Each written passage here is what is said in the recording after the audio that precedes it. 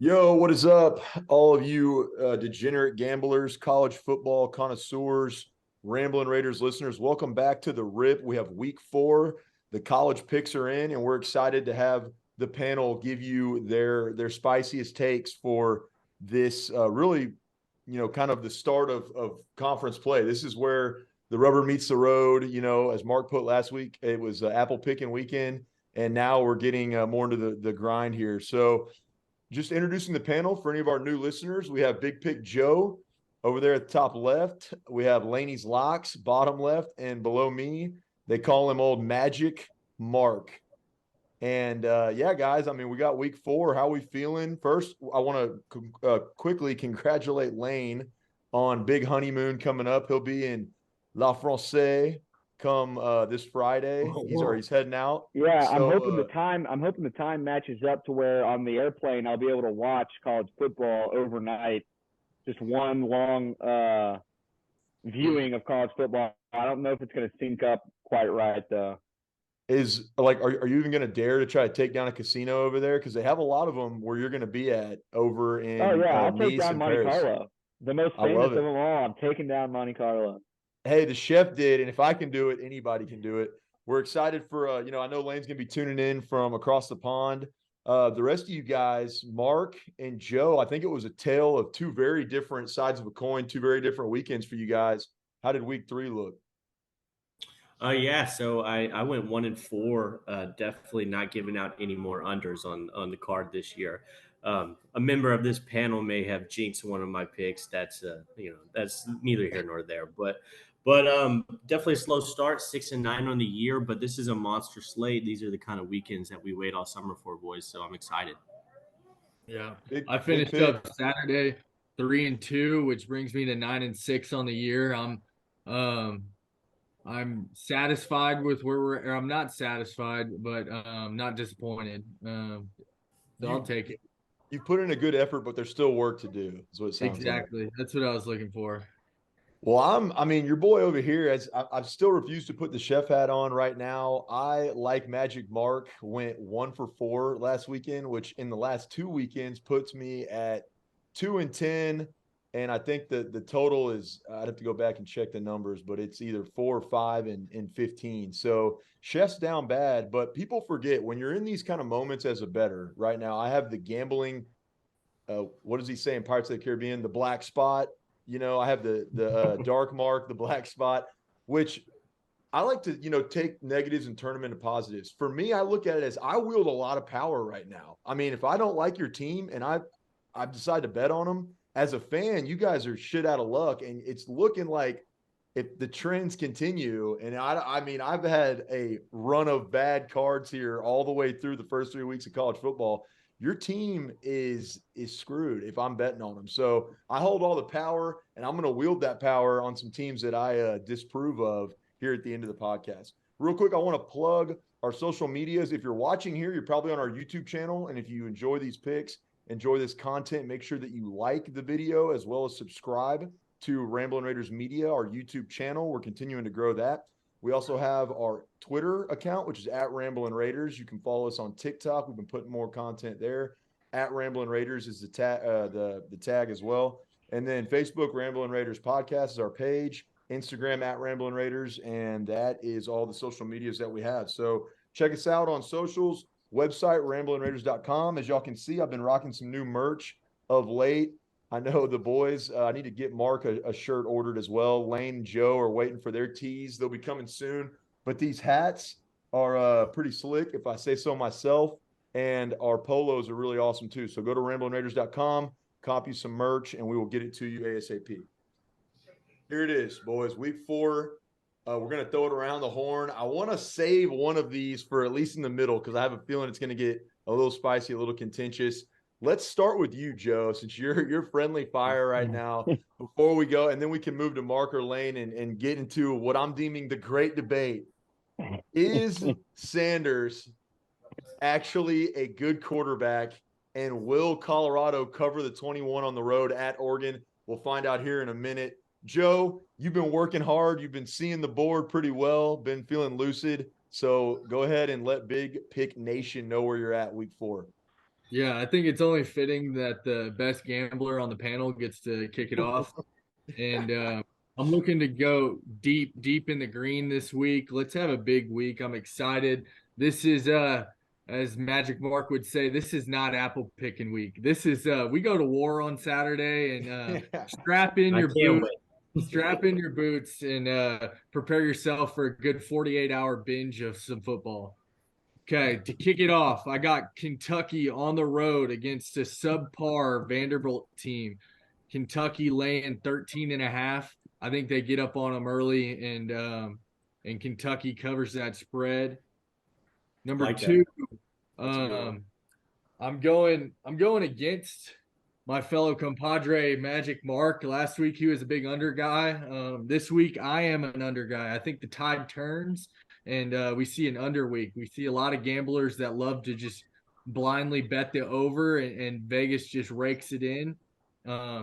And I'm going to be against the public this week, I think, on a lot of these picks. Hey, we Number do, as of right now, we do have a table reserved in the unders club. So, I mean, hey, we're gonna go ahead and keep our spot and mark our territory. What under do you like on that, Joe? I don't. Did you Yeah, I'm a give? diamond platinum sponsor at the under table, and I've been there all my life. I don't plan on changing.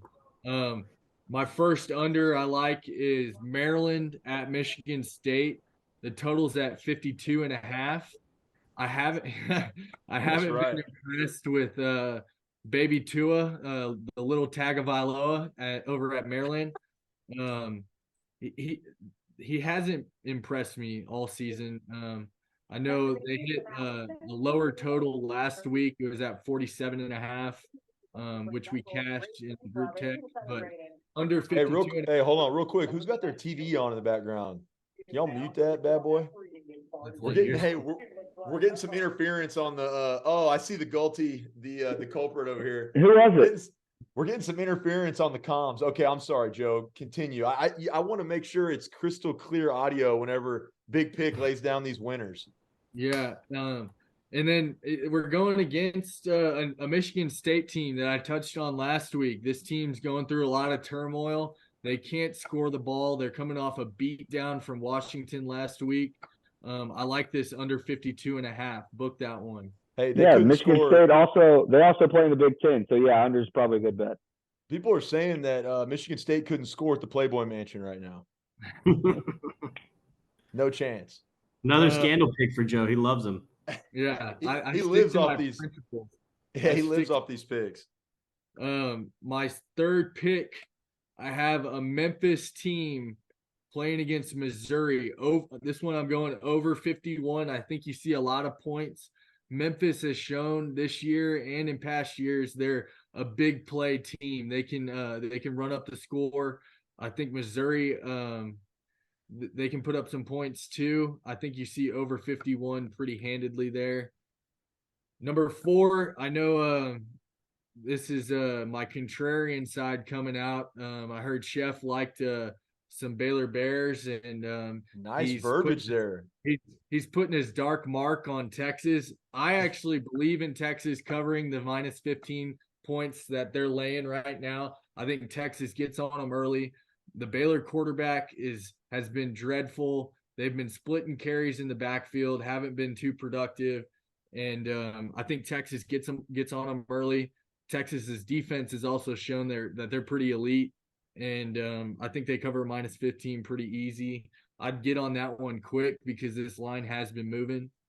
And then my fifth pick, my last pick, I've got a Houston city rivalry. Sam Houston going to UH, laying 12 points, or no, getting 12 points.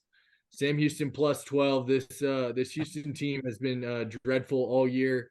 I do not see them losing by more than 12 points, and I just like that pick. Sam Houston's defense has been pretty stiff all year. They only gave up 14 points against BYU, kept it close with Air Force, and I haven't seen anything from Houston to make me back them. So I will be backing the Bearcats plus 12. Yeah, I There's really like blood. that pick, Joe. There's You know, blood in the the two water. panelists there's two panelists on here that have a winning record. It's me and Joe, and we both really like that Sam Houston game. So I'd really hit that one if I was a listener. Hey, well, don't tempt me to ride with y'all and bring it all down, okay? Yeah. No, well, hey, I'll say this: there's blood Stay in the away. water. There's blood in the water in the 281 area code. Watch out. Dana Holgerson, the Houston program are spiraling, like literally spiraling right now. As He's bad big as time on the hot seat. 100%. And as bad as some of the Big 12 teams have looked so far, a lot of people are putting Houston still dead last in the conference, which says a lot. I am going to also add real quick that I am going to take Texas with Joe. I have them at -15. And me and Joe, Big Pick and the Chef, anytime we ride together, I think we're 0 for and this is when it's just me and Joe, by the way, but I think we're 0 for, it's got to be like 55 or something around there. So I think we've won one, but yeah. I'll put it this way: the percentage is not good when we ride together. So not only am I cursed right now with the black spot, but I'm also, just me and Joe are taking Texas together. If I was a UT fan, I would be extremely nervous about this game this weekend. Joe, I like those picks though. I think that like I said, man, you did your research, and if you're listening in, I'd go ahead and get your sledgehammer out, bring it on around, and take home some money with Big Pick Joe. Okay, let's get into this next kind of portion. I'll go ahead and throw it to Laney's locks, and I want to remind everyone actually no, hold on, switch that up. We'll go to Tail Magic Mark instead. And I want to remind everyone not to at least not to talk over each other too much as we get into the spirited conversation around Colorado, Oregon, and just the state of the Colorado program and football team. Magic Mark, lay it on us, man. Who are your picks? I'm going to rattle off. Here we go. I see it already started. I'm going to rattle off my first four, and then we can go ahead and get into a game that me and Lane are on very opposite positions of. So first pick, kind of a square pick, definitely, but the number just kind of jumps out at the board.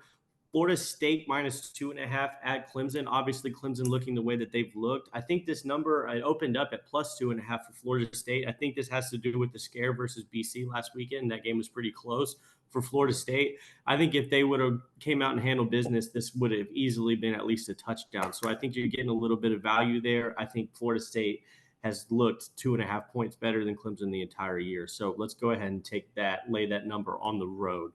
Another kind of a theme here, laying big numbers on the road. Duke is at UConn -21.5, kind of a scary football number there, but Duke has looked pretty solid. UConn is UConn. They have never been good through our whole lives. Duke is on the up. I really like Mike Elko. I really like the way their defense is playing. So go ahead and lay that big number on the road. That'll probably be a winner. Hey, the two basketball schools squaring off. Yeah, exactly. Yeah, this is hoops to the field, but definitely like that one there. Notre Dame +3 at home versus Ohio State. Now this is going to be a little preview to my thinking of the Colorado game, but I like points and I like the better quarterback. So you get +3, and then Notre Dame happens to be at home. They're probably one of the top 10 home field advantages in college football, plus a field goal versus Ohio State, which, I mean, Ohio State's really, you would talk about unproven other than Marvin Harrison. Like their offense is kind of all new. This is kind of a new group for them. So we haven't really seen too much of. This is definitely going to be a big moment for them in South Bend. So give me the +3. I like Hartman, the kid for Notre Dame. So I think we'll probably win there at least by the field goal. I think that game is close no matter what. Unproven. You just described Colorado. Unproven. Hey, wait, we're getting there. Hey, real quick I know the Big 12's down. I would argue the SEC is not where they've been kind of the past couple of years. Is the Big 10? I haven't watched any Big 10 this year. Are they also overrated, or are they leading the pack in conferences right now? I think it's typical. Michigan or Ohio State? I've watched a little bit of Ohio State. I mean, I think it's typical Big 10. I think they're probably a deeper conference than some of the other ones, but I don't think anyone's going to have the firepower to keep up with, the Georgia and USC at the end of the day. Some really fun 7-10, 14-10 games to watch over in the Big 10. Dude, I saw something about Kirk Ferentz's son, the offensive coordinator at Iowa. He has a clause in his contract that if they don't average 25 points per game, he's canned. So So he's that's why done. Wow. they're kind of like, well, if you noticed Iowa, I gave out that under last week. If they were kind of going up tempo in the fourth quarter, up 3 touchdowns. They like that. They like that dirty in the mud, sloppy, slop fest football. Yeah, I mean, to Lane's point, I think the Unders Club was actually born and bred, like it originates somewhere out there in the Midwest. Amongst all that sloppy football that they play. The Pac-12 to me has actually, as odd as it is, they're going down like the Titanic right now, and they're standing on the bow, just going out with a bang. I mean, I can't think of the last time I've seen the Pac-12 where I'm sitting there going, yeah, I don't know. They have 3 teams that, and I won't spoil to y'all who I think those 3 teams are, because I'll save it for maybe after the great debate coming up. But I see 3 teams where I'm going, I think they could finish top 2 or 3 in the SEC. I think they'd have a shot at winning the Big 12. The ACC is finally, you see Clemson falling off the ladder there, or the pedestal that they've been on. And so it's a weird year in college football, man. We've seen a lot of crazy shit happen in the first 3 weeks. One of my favorite teams, who I'll go ahead, and this will be a Chef future bet right now. I think LSU is going to win the SEC. I really do. I think they had a fat stumble in week 1, and they've turned it around, and they're going to not run away with it, but they're going to be the team to beat in the SEC right now. And then you have a Florida State team handle their business and then come out and look like shit against BC. I don't know, man. It's, I like to think that we go look at these boards and kind of know what's happening, but college football feels like college basketball right now. Mark, a lot of parity. Yeah, sorry, Mark. I know you have 2 more, right? Or 1 more? Are we Yeah, ready I've got 2 more. Okay, 2 more. Let's go. Yeah, so going off of the traditional thinking, like Jay just mentioned about traditional thinking of, college football and how it's usually been, Oklahoma is a team we all have known for scoring points over the last few years. Their total is 57.5. They're at Cincinnati. I think that's one of those games where you definitely get a couple college touchdowns, block punts, interceptions, things like that. But Oklahoma also will probably give you a lot of points through the air. So let's go ahead and take that over 57.5. That's something that you're probably not beating until the fat lady sings. Me and Mark finally agree on something. Yeah. Joe? I think back to your FSU pick, when you brought up the line moving from +2.5 to -2.5, that was because Jordan Travis's ankle was an issue at the beginning of the week, but his health is no longer a concern and he will play. Adam Schefter Joe. Yeah. Love it. Good looking out, Joe. Yeah, just got off the horn. Love that. Calling him in. Real quick, I want to give a sponsor shout out to the RIP's sponsor, our VIP Platinum Diamond sponsor that we have. That's Josh Griffon with the TIG team at RE/MAX Fine Properties. He does both commercial and residential real estate. So if you're interested, serious inquiries only, please DM us on Twitter, DM us on Instagram, DM us on TikTok. I don't care where you do it. Send us a DM and we will get you linked up with Josh Griffon, the sponsor of the RIP. He has been known to cut deals for Ramblin' Raiders followers and listeners, as well as Texas Tech Alumni Association members. He's a great realtor to work with. Everyone has glowing reviews about him. So if you're in the greater Houston area and you want to talk about making a move on some property, Josh Griffon with the TIG team at RE/MAX Fine Properties is your go-to. Thank you, Josh, for sponsoring the RIP. All right, boys, we digress to the great debate. Mark, Colorado,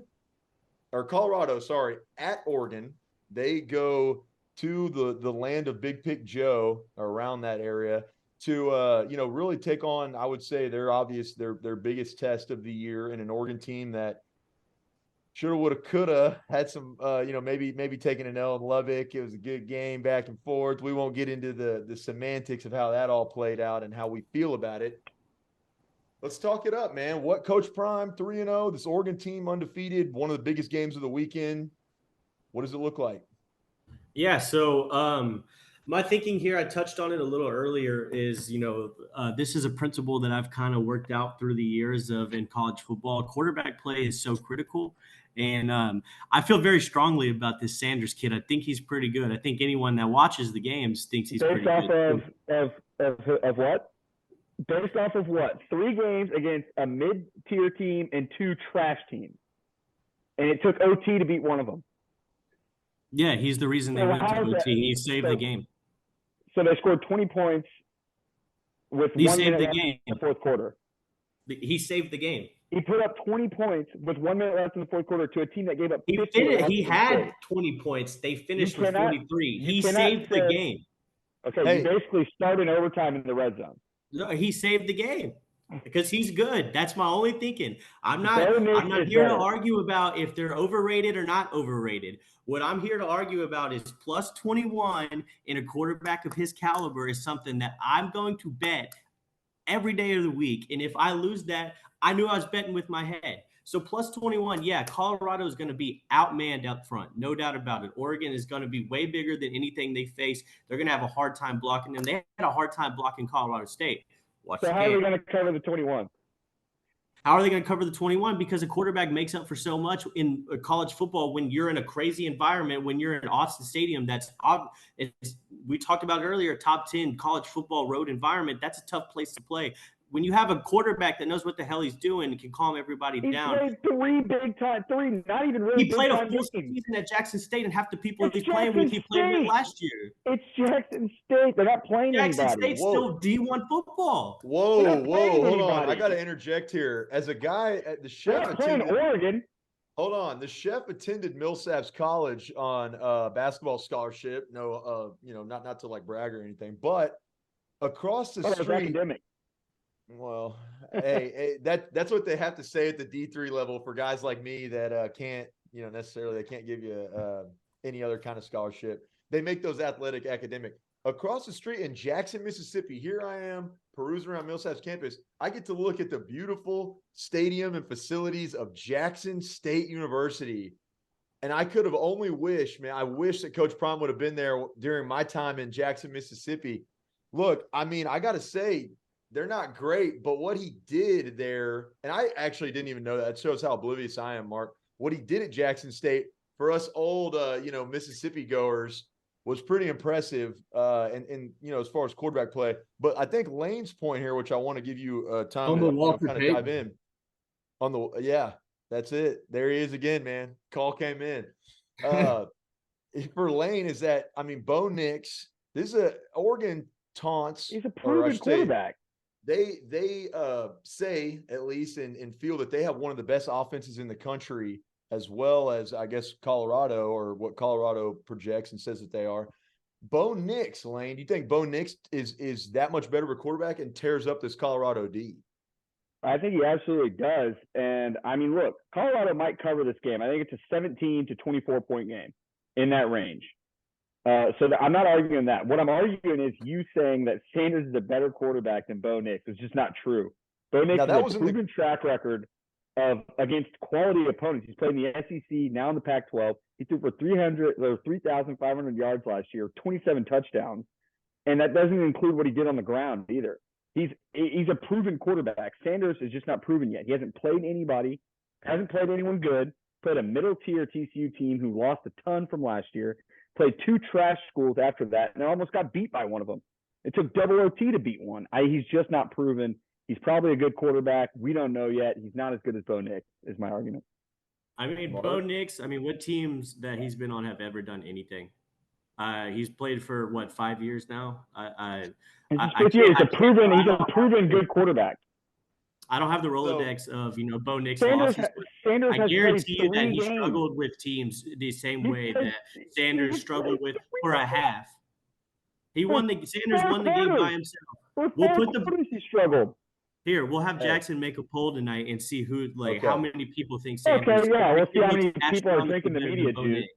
How many people are drinking the media juice? Colorado finishes 7-5, 6-6. Read the media juice. The kid just fucking looks better. Against Nebraska and Colorado State, yeah, it's not that hard to look better. Hey, 2 things. I'll put out 2 polls. One, we're going to put out who's a better quarterback between Sanders, and Nix. 2, does people like Sanders better, so they're going to vote for him, but it's not accurate. Because he looks better. Joe, That's hold like on. 2 trash teams. I want to get Joe. Me and Joe need to weigh in on this a little bit. Joe, who do you got in this game? What do you think the spread is, and which quarterback you think's better? The other poll, by the way, I'm going to throw out there is, does Colorado cover the 21 in this game? It's going to be interesting. We'll put both those polls out there later tonight, and I'll add these clips with them to just kind of spice up the content a little bit. What do you think, Joe? I mean, are you team Laney's Locks, team Magic Mark? From what I've seen from Colorado this year, what jumped out to me is an Oregon team total. I will be smashing the over on that.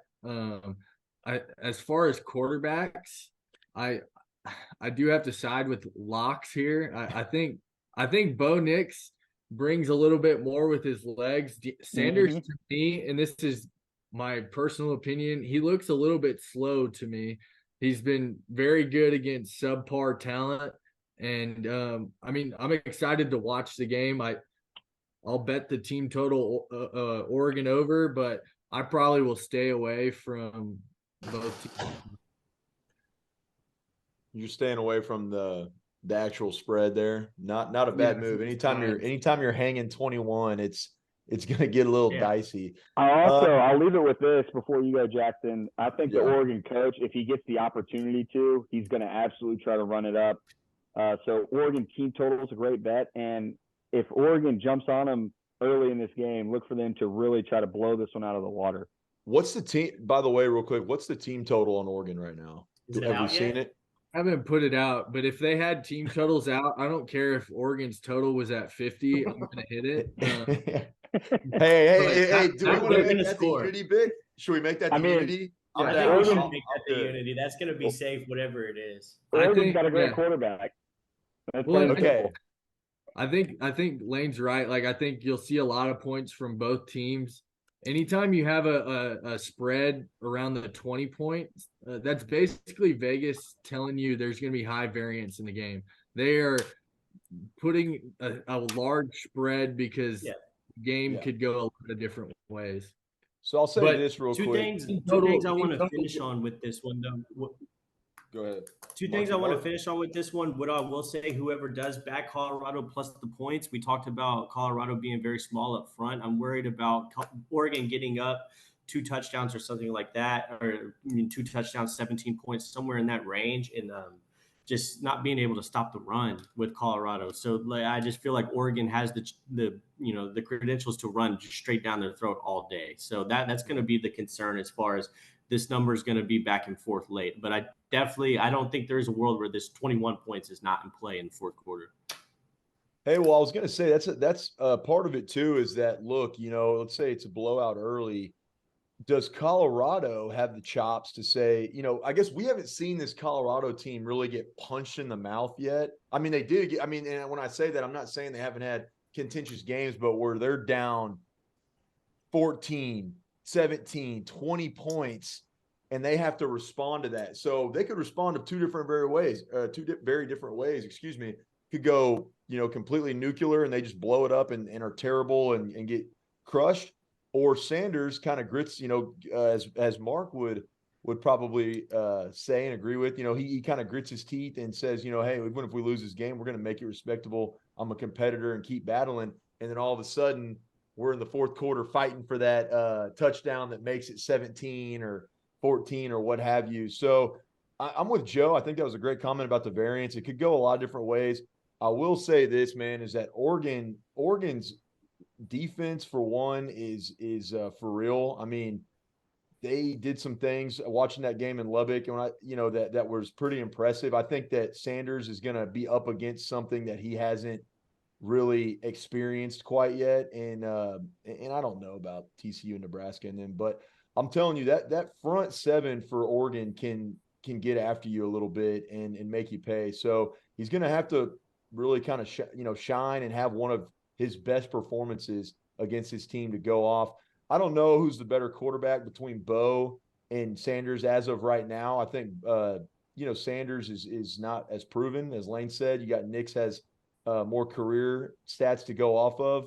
We'll see how it plays out when it's all said and done. However, I do like the spread. I do like Oregon to cover in this game. I think at home, it could be close. I'm not saying it's going to be like by 40 or something, but they got some firepower, man. And on offense too, that run game, Bo Nix is something. But I'm telling you, and anyone who watched the Tech Oregon game can testify to this. That running back they have, I forgot his name, that little scat back, dude can get out, and when he finds open space, that mofo is gone, man. You see him in your rearview mirror. He's an elite running back. So that's going to be a fun game, man. I think we got a lot of good takes and banter on this one. Joe, finish it up for us. I thought one of y'all were going to bring it up, but I mean, Sanders is missing one of his best weapons, and Travis Hunter too, and this is a guy that plays on both sides of the ball. So we haven't seen Travis Hunter get in the end zone more than once, but this guy's impacts the game on both sides of the ball. And I think if Sanders can pull it out without Travis Hunter, that'll be another testament to him and his grit. And Hunter was blanketed all the first half, and then he took the big hit, and he was out for the entire second half, and Sanders willed him back. So I definitely thought about it, but I'm not too worried about it. Hey, is he out for sure? Hey, I just want to preface this with Lane before whatever he says. He did not watch the game. I did watch the game, and I wanted you to use this as an argument all day. I was waiting for you to talk about Travis Hunter all day while we were arguing about this, and you never did it. I mean, it's the only argument that makes any sense. Well, I mean, he barely touched the ball last game, so I'm not betting it off of his. They only scored points. He's their best coverage corner too, though. I saw him on a Twitch stream like earlier. Is he out for sure? I mean, he looked kind of like he looked like he was lacerated kidney, I believe. So I think it's like 4 weeks. It looked like he was functioning pretty well on Twitch when I saw it earlier today. So I don't know, man. Maybe one of us can give Travis Hunter some remedies. I know we've had some liver issues in the past, and probably will in the future. But these are 4 bad livers right here. Hey, give him a Zofran and some iron liver, man, and he'll figure out a way to get it done. All right, we're moving on. The great debate, I love it. A lot of different cover fire and shells, mortars being thrown out all over the place. Different takes here. We'll see what happens on Saturday. For me, I'll close it out with this. I got one pick because I don't know who I really hate this season yet. Actually, you know what? Hold on. I don't get to do picks. Have you not picked yet? Damn. We're running long now. Lane, get after it. I forgot Lane didn't go yet. I'll go quick since I know we're running out of time. But first pick, we talked about Oklahoma, Cincinnati. I like Oklahoma to cover 14.5, minus 14.5 for Oklahoma. Since he's not very good, they're coming off a horrible loss to Miami, Ohio. They stink. Oklahoma's been taking care of business. I like OU in that one. Next up, I have Ole Miss plus 6.5 at Alabama. Look, Ole Miss is a team that's had success offensively against Alabama. Lane Kiffin has kind of had their number. He's been beat in a couple of shootouts by Nick Saban. This time he gets it done, or at least he covers the 6.5 points with Alabama's offense not being capable to really keep up in that one. Next, I have South Carolina minus 6.5 against Mississippi State. Mississippi State looked horrible against LSU. South Carolina looked really good, at least in the first half against Georgia. Spencer Rattler's an electric playmaker when he's on. I expect them to take care of that spread, minus 6.5. And then I like Kansas State minus 4.5, coming off of a tough loss at Missouri. Look, they're playing UCF at home. I think they're pissed off with that loss. They lost on a 61-yard field goal. I still think they're a solid team. They went into Missouri and played a good game. Couldn't get it done. Defensively, I think they take that out on UCF, who's new to the Big 12, and they're going to get introduced real quick to Kansas State on this one. And then my last pick is North Carolina minus 7.5. Look, I like, Drake May. I think he's a good quarterback. I like this North Carolina team. They've been taking care of business, and they're also playing a Pitt team who lost to Cincinnati, who lost to West Virginia, who I both think are not very good teams. They are at home in this one, but UNC is too good. The spread's too little at 7.5. I like North Carolina to take care of business. I like that. Oh, look at that. We're all back together again. Same page.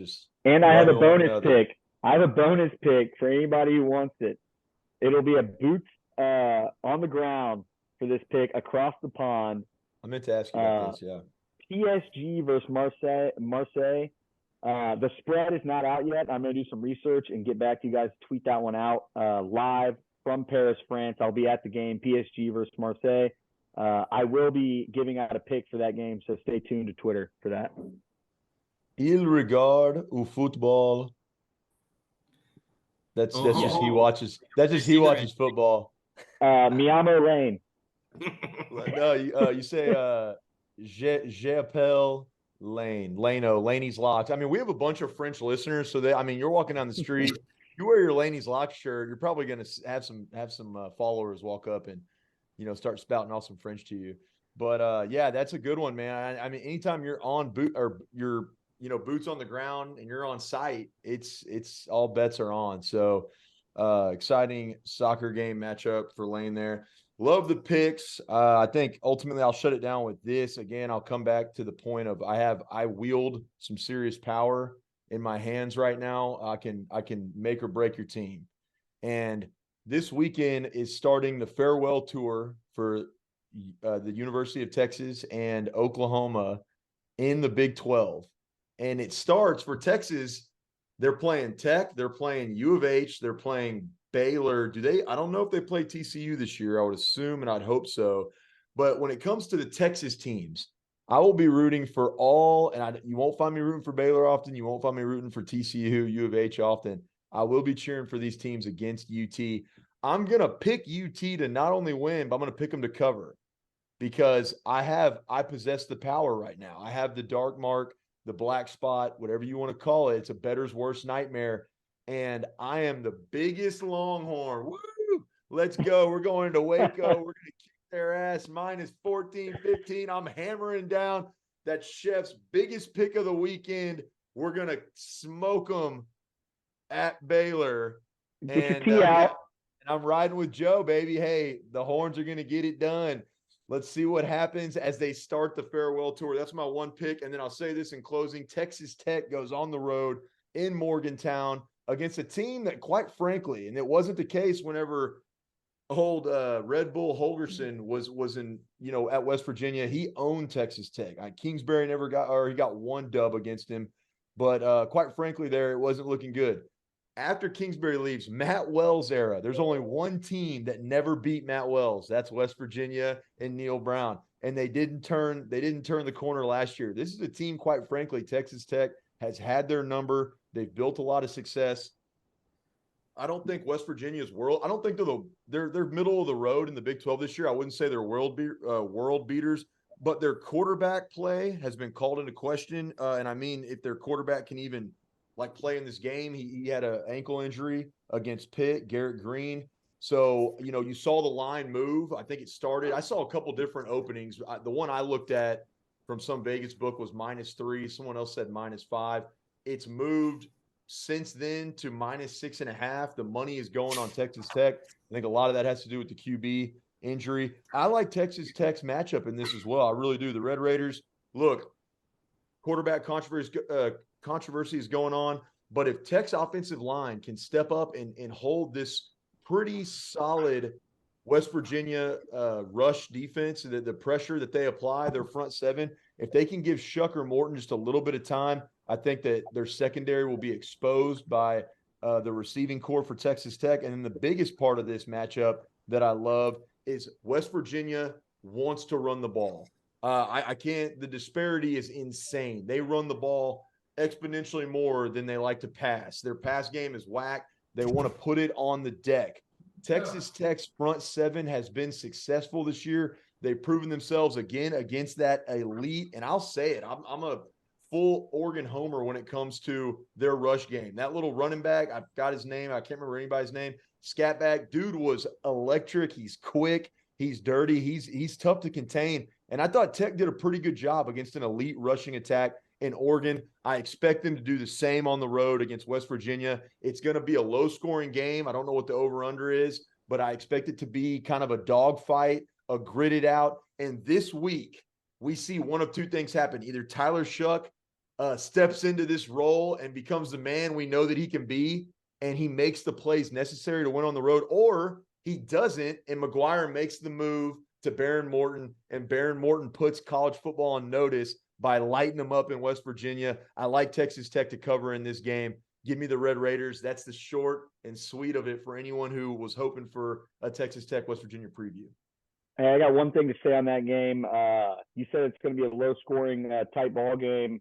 That's not the case. If Morton's in the game, take that to the book.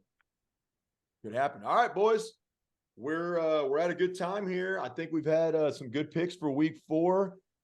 We got to savor these moments. The college football season is still young because we know we're going to be, sad saps in the summer when we're waiting for this to come back around. So as Mark was saying, get into it, really enjoy it. Mark, I believe, if I can remember this quote right earlier that you texted, you think you're going to set a record for the most football watched. Can you, in a 48-hour period? Can you enlighten us on that real quick? I'm going to be glued. No plans this weekend. This is the first weekend where I'm at home with nothing on the schedule. So definitely from 11 a.m. until Sunday night football, just going to be sitting on the couch watching big football, maybe a couple frosty ones. So that sounds nice. I'm excited to see which side has more power, Chef's Dark Mark or Big Pick Army. So I'll be excited to watch that Texas Baylor game. Definitely we'll be tuning into the Colorado-Oregon game. We got some good games this weekend. Should be having a good Saturday. It's going to be awesome. That's right. All right, yeah, it's going to be a good Saturday. Bo Nix for Heisman. Let's do it. Bang, bang, Raldy. There it is. Hey, y'all take the bets to the book. We'll take the bling to the bank. The RRIP coming at you, and we got a lot more episodes and picks headed your way as we get through the college football season.